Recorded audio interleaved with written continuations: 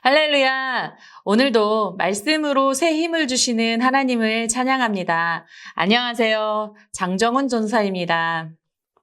오늘 함께 묵상하실 말씀은 마가복음 7장입니다. 마가복음 7장의 내용은 예수님의 공적 사역의 마지막 부분에 위치해 있는 것으로 세 가지 이야기를 기록하고 있습니다. 첫째는 말씀과 전통에 관한 논쟁과 교훈이고요. 두 번째는 수로보니게 여인의 믿음에 대해서, 세 번째는 귀먹고 어눌한 사람의 치유에 대한 이야기입니다. 이 세 가지 어떤 이야기들이 있는지 경청하면서 묵상하시겠습니다. 다 같이 말씀 만나. 제7장. 바리새인들과 또 서기관 중 몇이 예루살렘에서 와서 예수께 모여들었다가 그의 제자 중 몇 사람이 부정한 손, 곧 씻지 아니한 손으로 떡 먹는 것을 보았더라. 바리새인들과 모든 유대인들은 장로들의 전통을 지키어 손을 잘 씻지 않고서는 음식을 먹지 아니하며, 또 시장에서 돌아와서도 물을 뿌리지 않고서는 먹지 아니하며, 그 외에도 여러 가지를 지키어 오는 것이 있으니 잔과 주발과 놋그릇을 씻음이로라. 이에 바리새인들과 서기관들이 예수께 묻되, 어찌하여 당신의 제자들은 장로들의 전통을 준행하지 아니하고 부정한 손으로 떡을 먹나이까?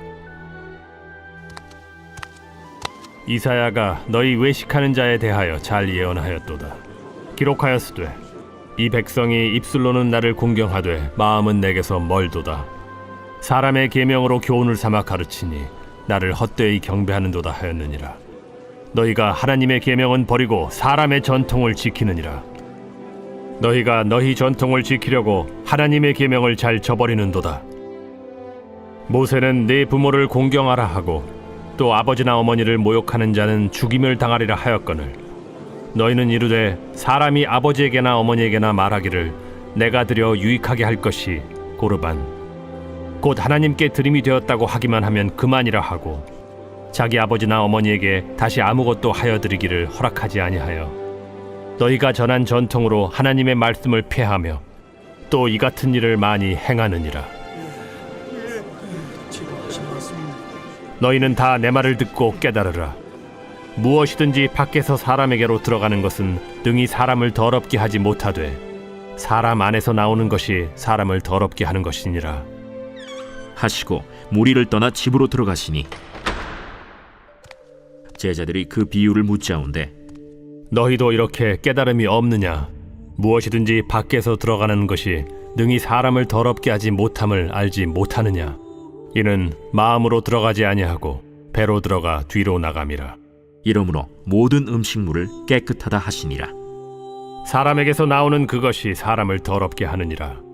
속에서 곧 사람의 마음에서 나오는 것은 악한 생각, 곧 음란과 도둑질과 살인과 간음과 탐욕과 악독과 속임과 음탕과 질투와 비방과 교만과 우매함이니, 이 모든 악한 것이 다 속에서 나와서 사람을 더럽게 하느니라.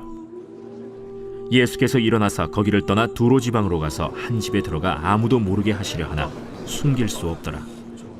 이에 더러운 귀신 들린 어린 딸을 둔 한 여자가 예수의 소문을 듣고 곧 와서 그 발 아래에 엎드리니, 그 여자는 헬라인이요 수로보니게 족속이라. 자기 딸에게서 귀신 쫓아내 주시기를 간구하거늘, 자녀로 먼저 배불리 먹게 할지니 자녀의 떡을 취하여 개들에게 던짐이 마땅치 아니하니라.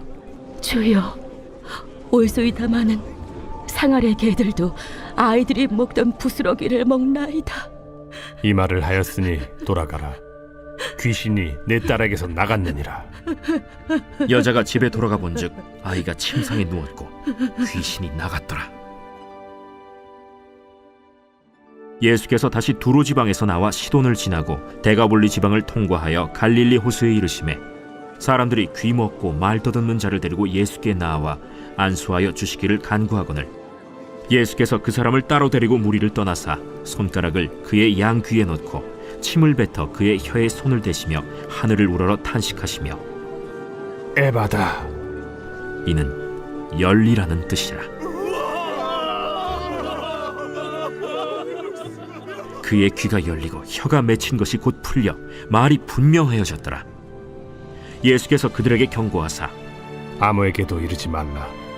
하시되 경고하실수록 그들이 더욱 널리 전파하니 사람들이 심히 놀라. 그가 모든 것을 잘하였도다. 못 듣는 사람도 듣게 하고 말 못하는 사람도 말하게 한다. 아멘.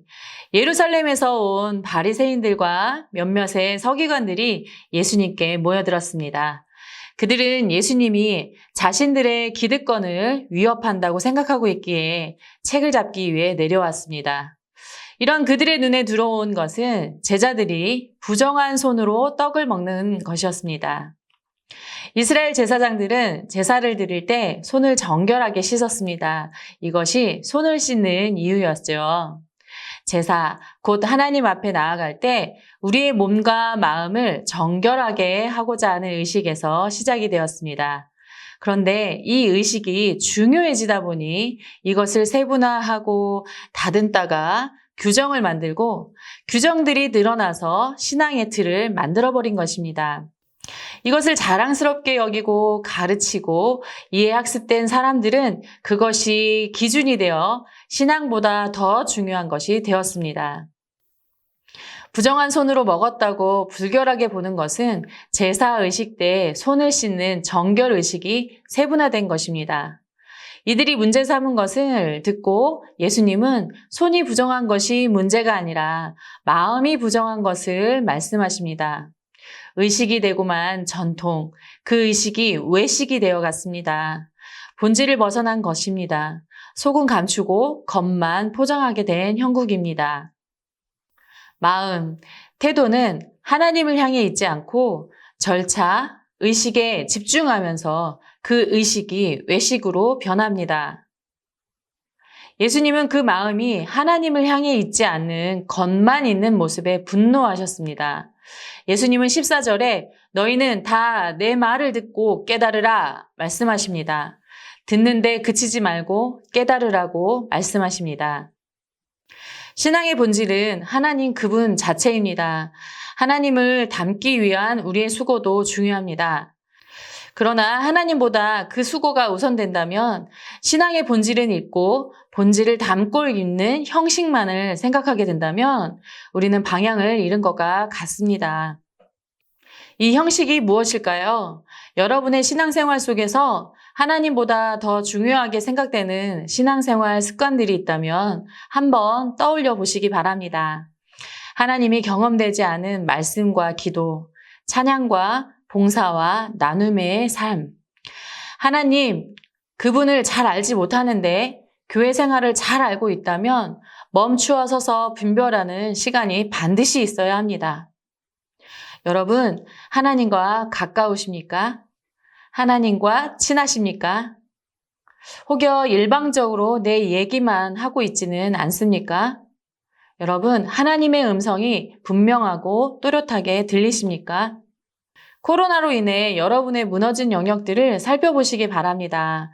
전체가 함께 모여드리는 공동체 예배가 어려운 이 시간이지만 오히려 이런 시간이 개인적으로는 하나님과의 관계에 더 깊이 들어갈 수 있다는 시간이라고 생각합니다. 여러분, 힘써 보십시오. 하나님은 기다리고 계십니다. 형식의 틀에 갇혀서 하나님을 못 보는 우리가 아니라 하나님을 알고 경험하는 자유를 누리시는 여러분이 되시길 축복합니다. 오늘 말씀을 통해서 우리의 믿음의 방향이 수정되고 견고해지는 시간이 되시길 축복합니다. 다 같이 인사하시겠습니다. 내일도 만나.